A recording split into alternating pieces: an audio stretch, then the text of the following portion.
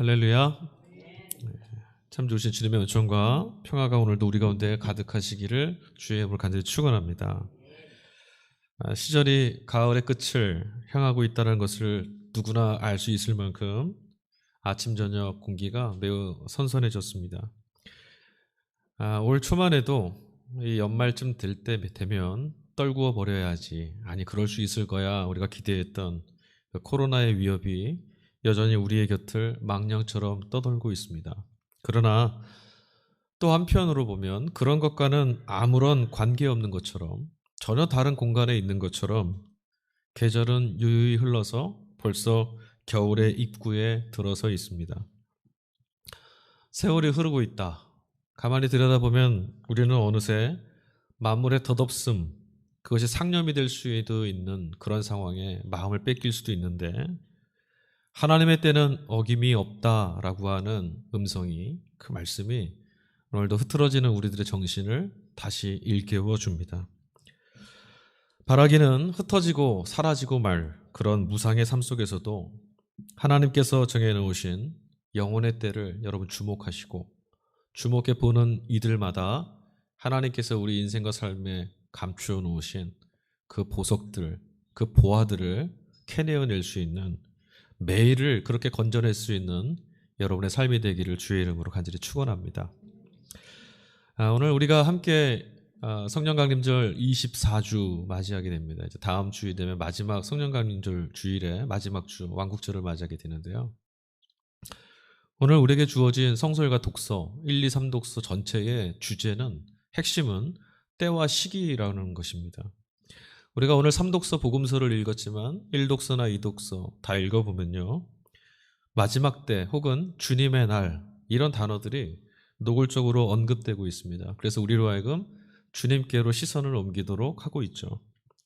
특별히 오늘 우리가 읽은 복음서 말씀은 우리 너무나 잘 알고 있는 말씀이죠. 달란트 비유라고 하는 말씀입니다. 마태복음 24장 이후로 예수님께서는 그 제자들에게 계속 한 가지 말씀을 해주셨어요. 무엇이었냐면 다시 오실 주님의 날, 종말에 관한 이야기.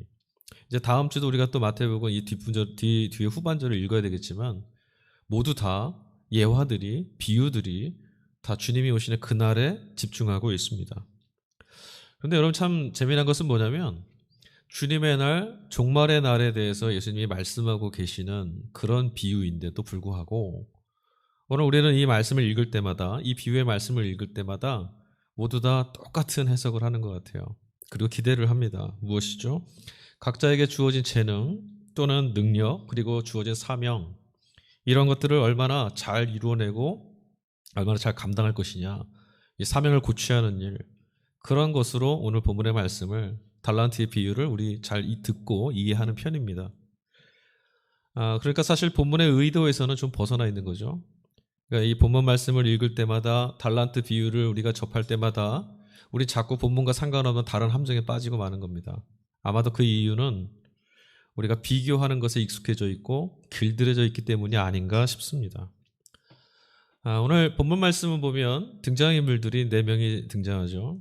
주인 1명하고 종이 3이 등장합니다.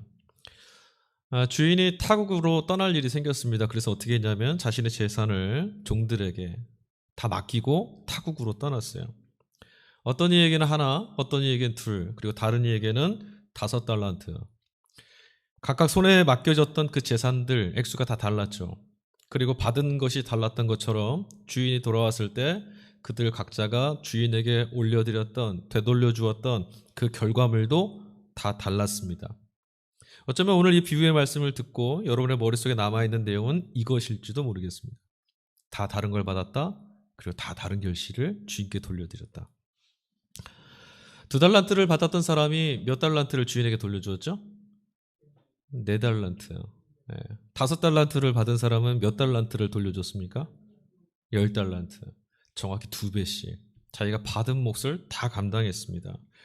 5달란트 받은 사람은 무려 10달란트. 엄청난 양이죠. 주인 입장에서 본다면 이 종들은 모두 다 제 몫을 톡톡히 해낸 그런 하인들입니다. 여러분, 만약에 이 종들, 이 3명의 종들에게 등수를 매긴다면 여러분 누구에게 1등을 주시겠어요? 어려우세요? 여러분 마음속에 탁 들어오는 사람이 있잖아요. 아마도 대부분은 10달란트를 받은 그 종, 야, 엄청나게 많은 이익을 주인에게 돌려주었으니 그가 상을 받음이 마땅하다. 그가 1등을 해도 마땅하다 생각할 겁니다. 근데 여러분, 우리는 마음 한편이 좀 불편한 게 있어요. 왜 그러냐면 애당초에 주인이 특별한 이유 없이 이 재산을 종들에게 맡길 때 차별해서 차등해서 맡겼다는 거예요. 그리고 결과물의 그 차이 때문에 칭찬받는 것들이 좀 나눠지는 것 같은 이런 모습이 영 불편한 거죠. 이유가 있습니다. 어쩌면 늘 세상에서 비교당하고 세상에서 불공평한 대우를 받고 있다 생각되는 나 자신, 아마도 우리 스스로의 모습이 감정이입돼서 이 본문이 좀 불편하게 느껴졌을지도 모르겠습니다. 그런데 여러분, 막상 이 종들을 대하는 오늘 본문 속의 주인의 처신을 가만히 들여다보면 우리의 불평, 이건 너무 불공평하다, 이건 불편하다 했던 이 불평들이 도대체 무슨 이유로 그리 했는가라고 하는 의문으로 바뀌어지기 시작합니다.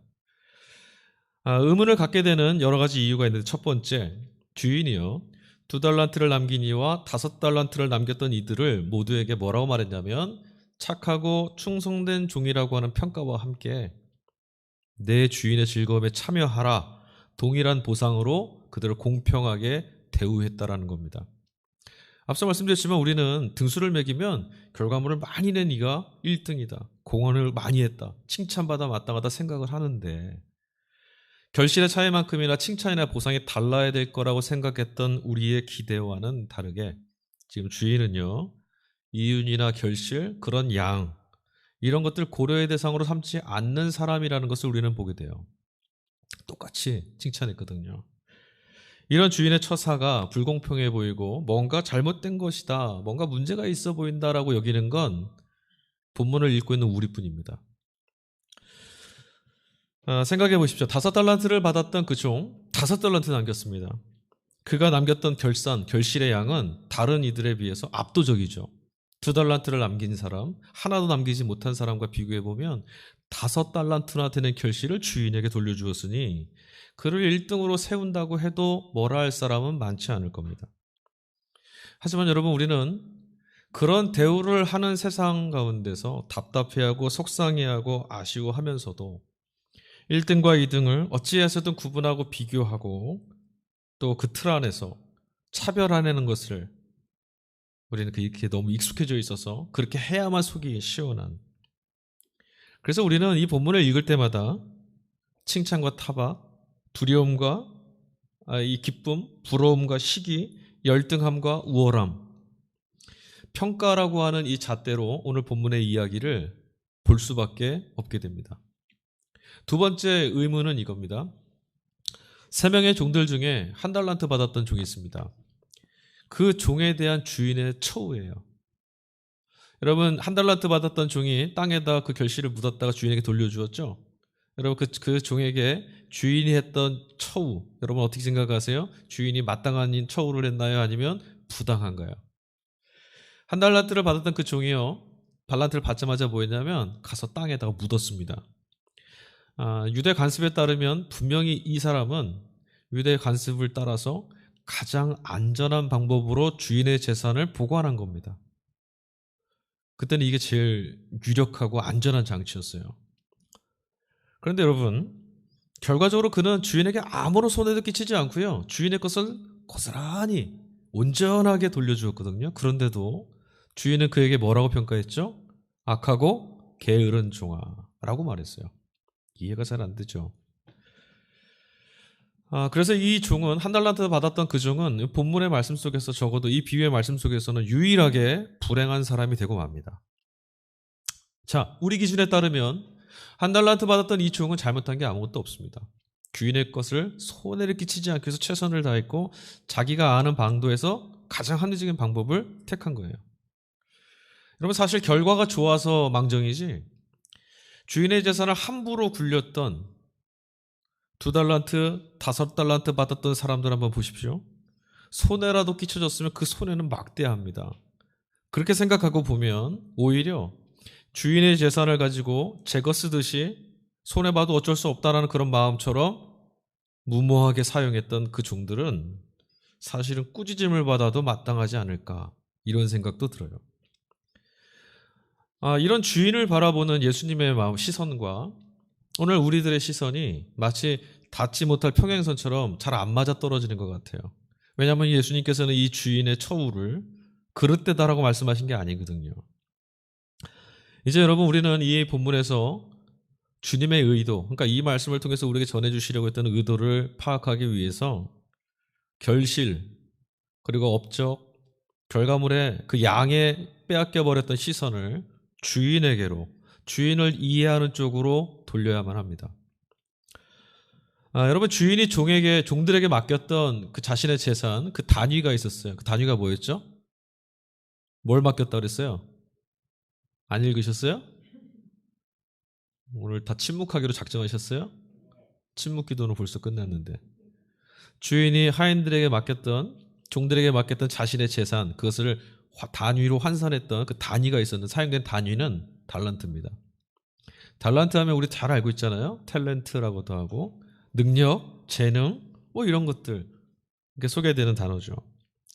한 달란트, 오늘날로 제가 환산을 간단하게 해드릴게요. 대략 한 달란트는 오늘 본문에 금덩이라고 그랬는데 한 달란트는 대략 14억, 많게 잡으면 넉넉하게 잡으면 20억 정도 되는 금액이에요. 굉장히 많은 돈이죠. 별로 놀라지도 않고 통장에 한 10억 정도는 그냥 들어있으셔서. 그러니 여러분 생각해 보십시오. 2달란트와 5달란트랑 비교해서 그렇지 한 달란트도 굉장히 많은 겁니다. 그렇죠? 그러니까 이 한 달란트를 받았던 사람이 왜 나는 한 달란트밖에 주지 않았느냐. 주인은 날 편애하는 사람, 불공평한 사람이다 이렇게 타박할 수가 없는 노릇입니다. 게다가 여러분 이 달란트는 하인들의 것이 아닙니다. 그렇죠? 우리는 착각하는 게 있어요. 주인이 하인들에게 자신의 재산을 상속해줘서 그들에게 다 나눠준 것으로 착각하는데 자신의 재산을 지금 맡긴 겁니다. 5달란트를 받았던 1달란트를 받았던 모두 다 주인의 것이고 주인에게 돌려줘야 되는 거예요. 사실 여러분 주인 입장에서 본다면 이득을 얻는 게 목적이었다면 그 1달란트 받았던 그 종을 주인이 타박할 때 했던 말처럼 그 돈을 가지고 그 재산을 채주에게 빌려준 다음에 원금의 이자까지 받는 게 이윤을 얻을 수 있는 확실한 방법이죠. 아니면 먼 여행을 떠나야 되니까 재산을 좀 안전하게 보호해야겠다. 이게 목적이었다면 지금 주인은 선택을 잘못한 거예요. 여러분이 여러분의 재산을 좀 안전하게 보호해야겠다 그러면 누구에게 맡기겠어요? 가족이나 피부치? 그렇죠? 아니면 내 목숨을 바꿔줄 수 있을 만한 친구? 이런 사람 찾겠죠. 근데 주인은 8달란트나 되는 이 재산을 종들에게 다 맡긴 채 떠났습니다. 여기서 우리가 주목해야 될 것은 주인이 도대체 자신의 종들을 어떻게 보았길래 이 막대한 재산을 그들에게 맡겼을까? 자신이 얻을 수 있는 이윤이나 자기 재산의 안전성을 이 종들에게 다 맡길 수 있었을까? 아마도 그 주인은요, 자신의 종들이라면 자신을 위해서 최선을 다해줄 사람들이다라고 믿었음이 분명하지 않겠습니까? 신뢰하지 않았다라면, 믿지 못했다라면 절대 그리하지 못했을 겁니다. 여러분, 이것이 바로 이 본문에서 제일 중요한 키워드입니다. 주인이 종들을 믿었다라는 거예요. 반대로 여러분, 종들은 주인을 어떻게 받는지 아세요? 먼저 1달란트 받았던 사람이 그 종이 주인을 어떻게 받는지 한번 어떻게 보고 있었는지 보죠. 24절 말씀인데요. 주인이여 당신은 굳은 사람이라 심지 않은 데서 거두고 해치지 않은 데서 모으는 줄을 내가 알았으므로 이렇게 써 있어요. 이 말뜻은 주인 당신은 직접 심지 않은 것도 막 거두려고 하고 직접 뿌리거나 해치지 않았는데도 다 자신의 것으로 끌어들여서 모으려고 하는 사람입니다. 이런 말이에요. 여러분 오늘 우리가 사는 세상에서도 이런 사람들을 우리는 마주치곤 합니다. 어떤 사람들일까요? 우리가 사는 세상에도 이런 사람들이 많아요. 강도, 사기꾼, 혹은 남의 것을 제 힘과 권세, 권력으로 강탈하는 사람들. 꼭 이런 사람들이죠. 내가 심지 않고 내가 땀 흘리지 않고 내가 뿌리지 않은 것들을 막 거둬들이려고 뺏어가는 사람들. 하인이 한 달란트 받았던 종의 주인 보고 굳은 사람입니다. 당신은 이런 말을 했어요. 이 굳은이란 뜻의 헬라어가 스클레로스라고 하는 단어인데 지금 이 종은 이 단어를 쓰므로 주인을 어떻게 보고 있냐면 강도나 사기꾼, 협작꾼처럼 당신은 아주 냉혹하고 강팍한 사람입니다. 이렇게 말하는 거죠. 그러니까 지금 이 한 달란트 받았던 이 종의 평가대로 그의 말대로 한다면 주인은 투자는 요만큼 해놓고 거두는 건 이만큼 거두려고 하는 사람, 그리고 그 몫을 모두 자신의 종들에게 떠맡기는 사람. 종들로 하여금 나가서 어떻게 해서든 이득을 좀 받아와. 어떻게 해서든 내게 유익될 만큼 일을 좀 해와. 결실을 거둬와. 가혹한 상황으로 내모는 그런 종, 그런 주인, 악한 사람이다 라고 생각하고 그렇게 지금 보고 있는 거예요. 그래서 그가 이렇게 말을 했죠. 주인, 내가 당신을 두려워하여. 두려워하다.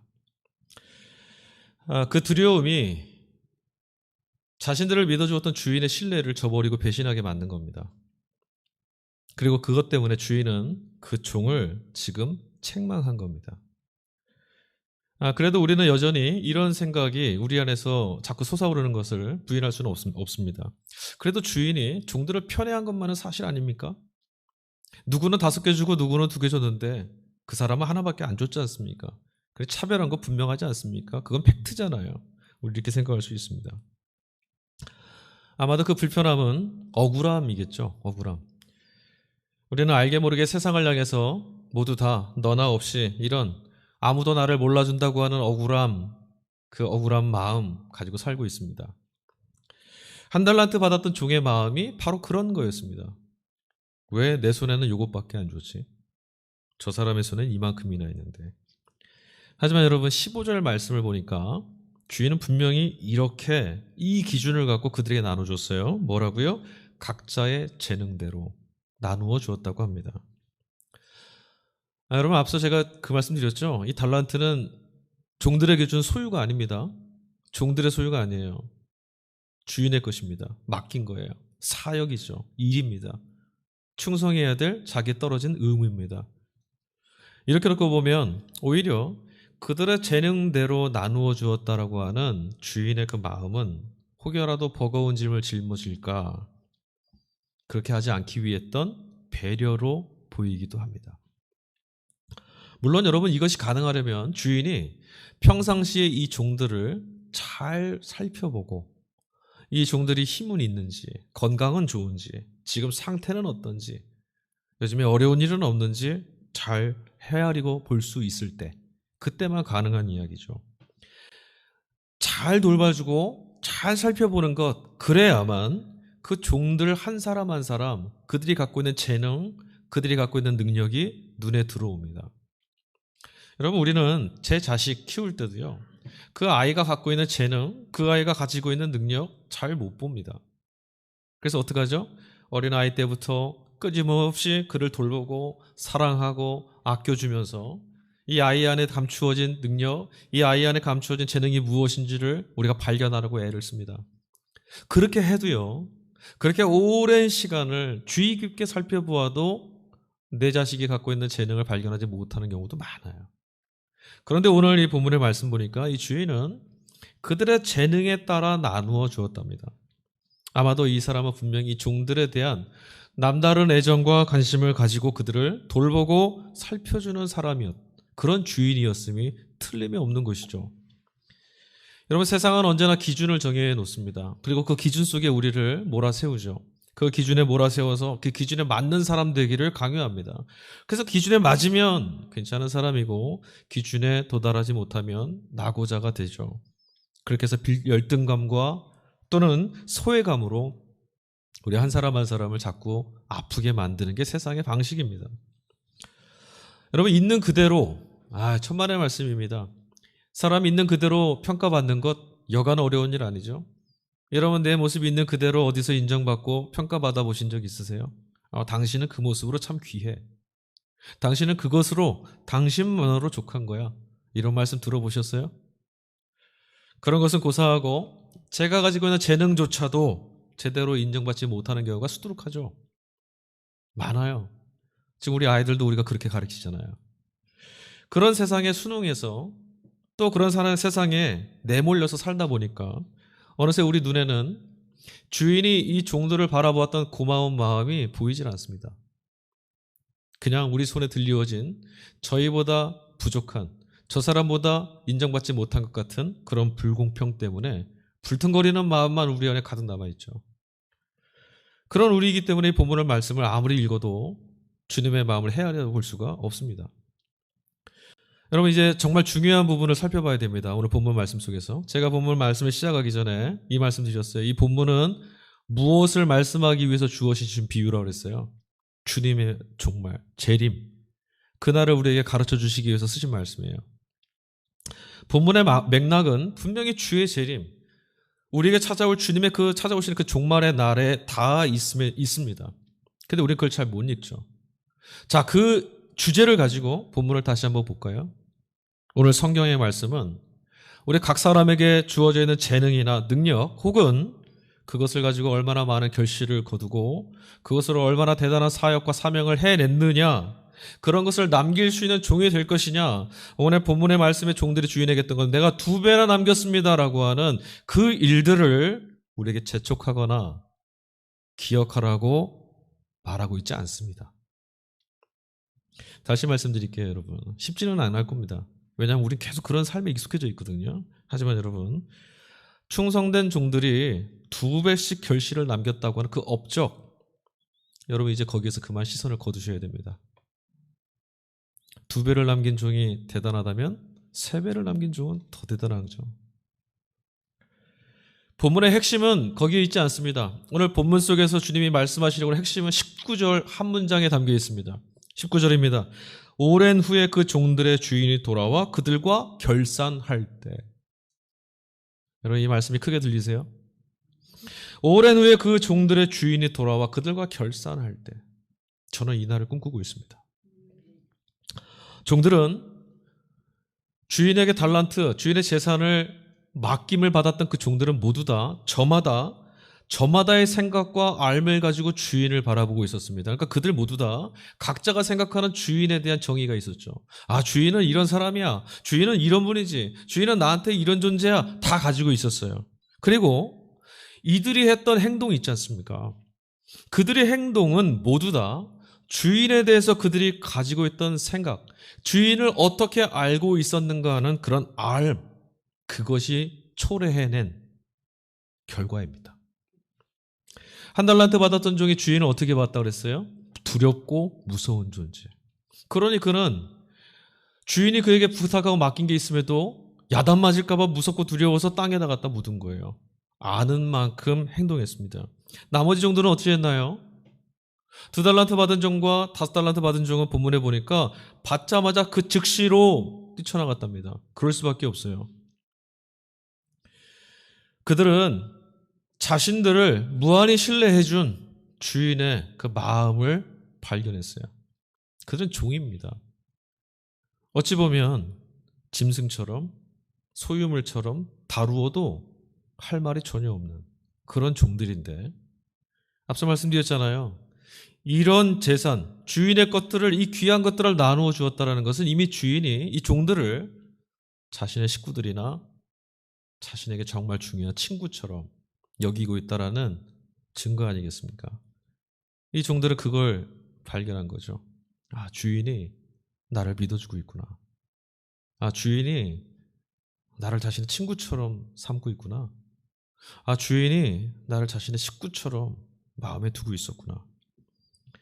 어쩌면 여러분, 1달란트 받았던 그 종이, 오늘 본문에는 나와 있지 않지만 2달란트 받고 5달란트 받은 종들이 뛰쳐나가서 어찌하면 나를 인정해준 주인에게 기쁨을 돌려드릴까 달려나갔을 때 아마 그들을 보면서 핀잔을 줬을지도 모르겠어요. 야, 도대체 주인한테 무슨 유익을 남겨주려고 그런 무모한 짓을 하느냐. 그러다가 손해나면 주인한테 불호령이 떨어질 거야. 그 괜한 짓들 좀 하지 마. 그러지 않았겠어요?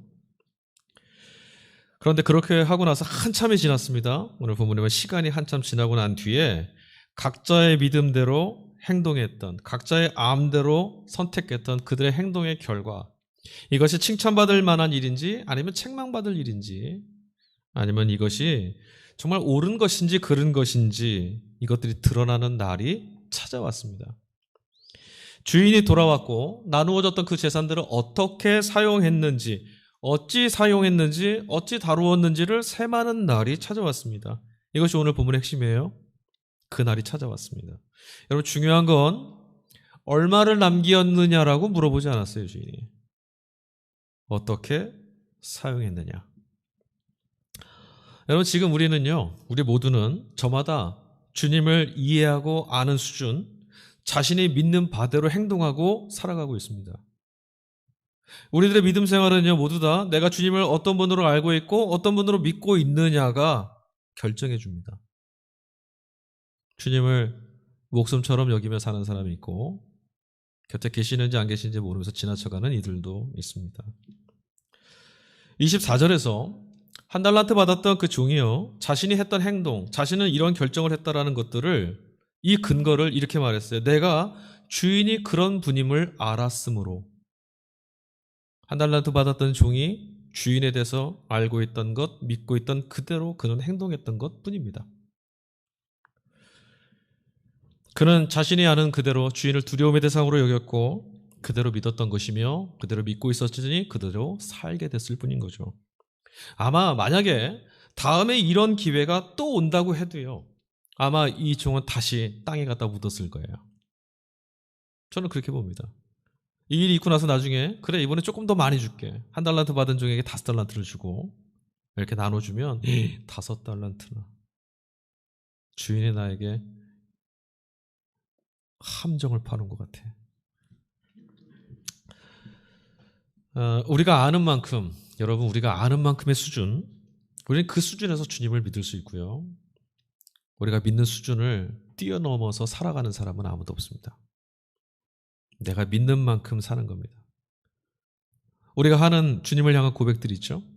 여러분 주님은 우리의 생명의 근원 되십니다. 맞습니까? 여러분 주님께서 우리의 생명의 주인 되시는 게 맞습니까? 그가 우리를 먹이고 입히시고 살게 하시나요? 정말 그렇습니까? 그러면 오늘까지 우리가 걸어왔던 시간들을 잠시 돌아보십시오.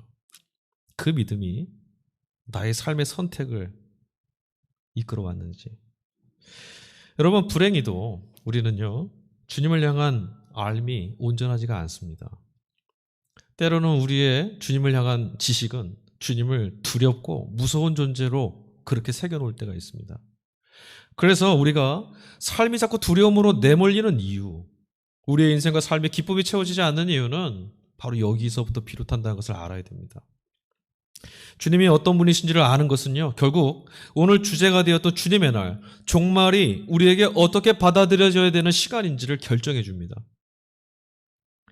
주인을 떠올릴 때마다 두려움의 대상으로 여겼던 사람들에게 주인이 돌아와서 나와 셈하자고 하는 그날은 두려운 날이겠죠.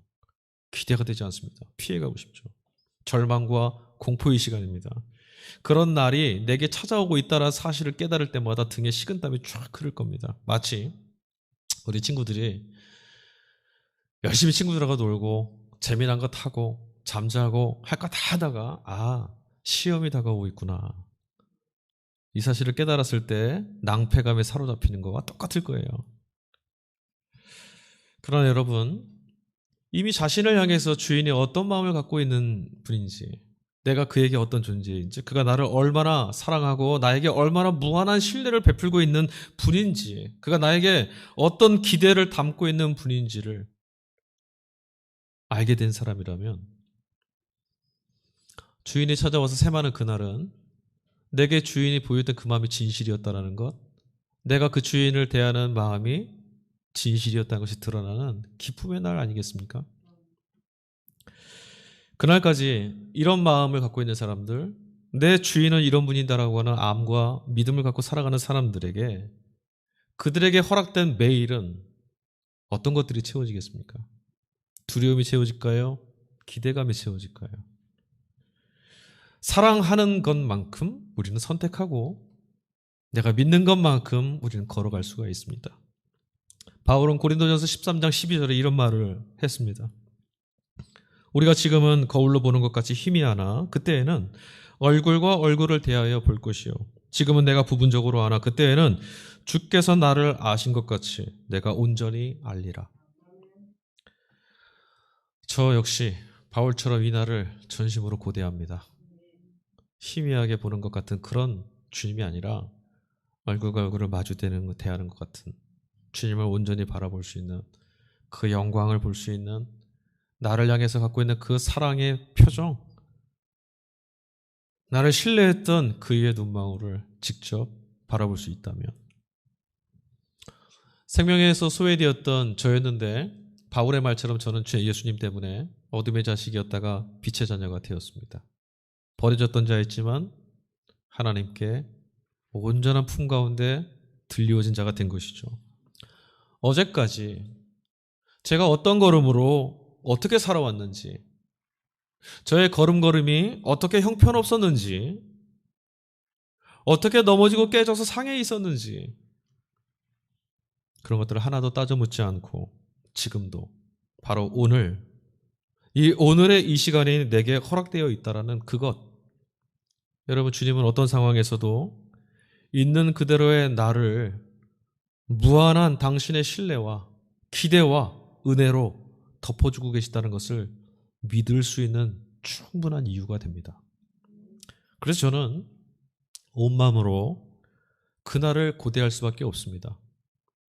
주인이 내게 이런 마음으로, 주인이 나를 이렇게, 이것이 드러나는 그날, 샘하는 날, 그날이 오고 있다라는 이 생각을 할 때마다 저의 매일은 기쁨으로 차오릅니다. 그리고 이 기쁨을 채우는 일을 저는 멈출 수가 없습니다.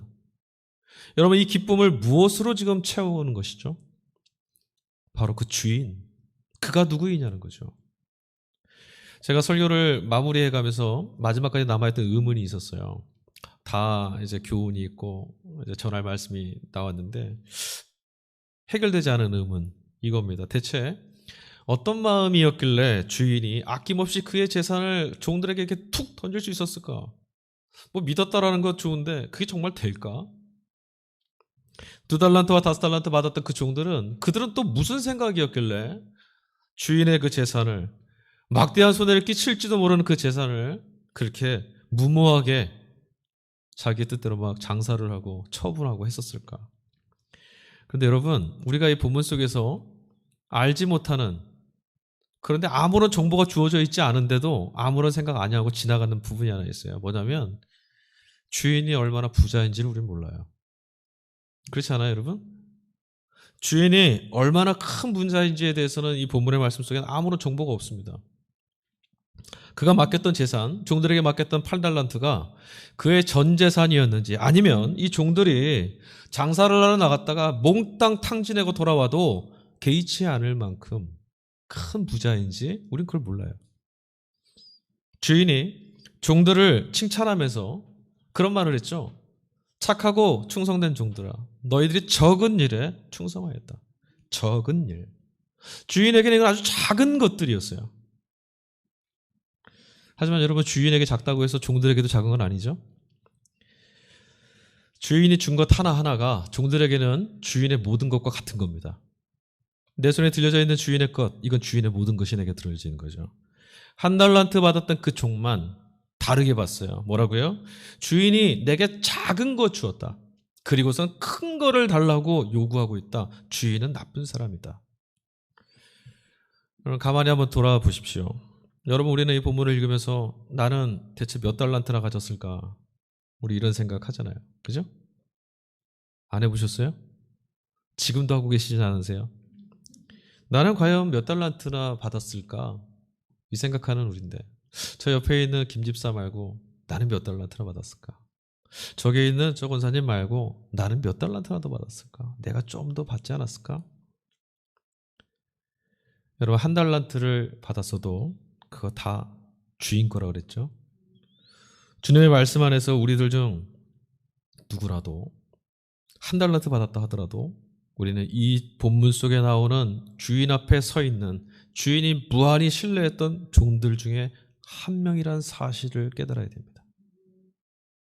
우리 중에 누구라도 주인의 신뢰를 받은 사람들이에요. 아무리 형편없어 보이고 나락에 떨어진 것만 같은 그런 삶이랄지라도 남들이 손가락질하고 핀잔하고 다 끝난 것 같다. 아무런 가치가 담기지 않는다. 보나마나 뻔하다. 이런 인생이라 해도 주 안에서 신실하게 살아왔든지 아니면 헤매이고 방황하면서 지내온 시간이든지 우리는 모두 주인의 무한한 신뢰를 받고 살아가는 사람들입니다. 오늘은 추수감사주일입니다. 여러분, 주님은 왜 나만 이렇게 살아야 합니까? 왜 내게만 이런 것들이? 라고 불평하는 우리를 향해서 지금도 무한한 신뢰를 거두지 않고 오늘도 우리와 함께 하고 계십니다. 그리고 우리는 지금 지나왔던 한 해의 시간을 셈하는 이 자리에 서 있습니다. 내가 한 해를 어떻게 살았는가? 한 해가 주님과 걸어온 어떤 걸음이었는가 돌아보는 시간이죠.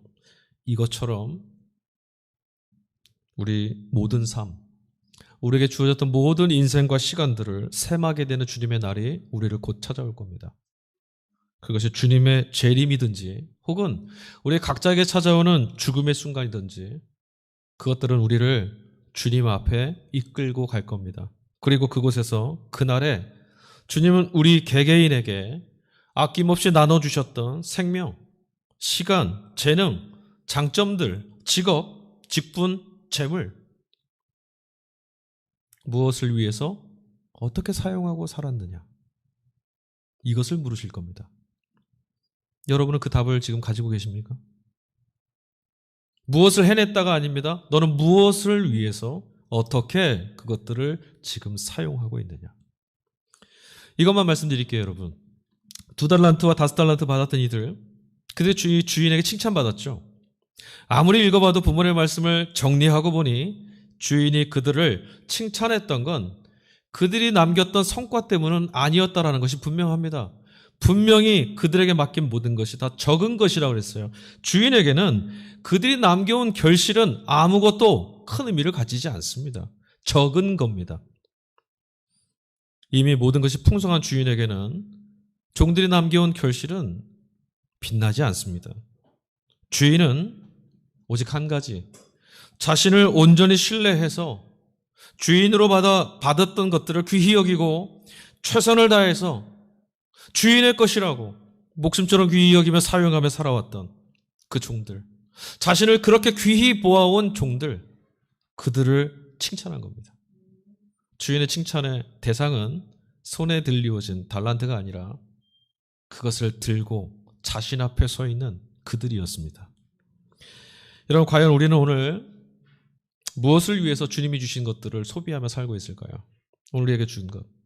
우리는 모두 다 하나님이 주신 것이라고 고백하면서도 도대체 무엇을 위해 그것을 쓰고 살고 있습니까? 오늘 설교 말미에 여러분 각자에게 질문해 보십시오. 저로서는 성령께서 우리들의 눈과 귀를 열어주셔서 볼 수 있는 것들을 보고 들을 수 있는 것을 들을 수 있도록 감동 주시고 주일의 날을 기쁨으로 받아들일 수 있는 주님을 향해서 무한한 신뢰를 올려드릴 수 있는 그런 삶, 주님을 아는 만큼 믿고 믿는 바대로 주님을 향해서 살아갈 수 있는 우리가 되기를 간구할 뿐입니다. 매일을 종말의 날로 살아가는 걸음마다 주인이 내게 세마는 그날이 다가오고 있다는 것을 잊지 않고 살아가는 그이들에게 아낌없이 베풀어 주시는 주님의 은총이 언제나 함께 하실 줄로 믿습니다. 아멘. 우리 이 시간에 함께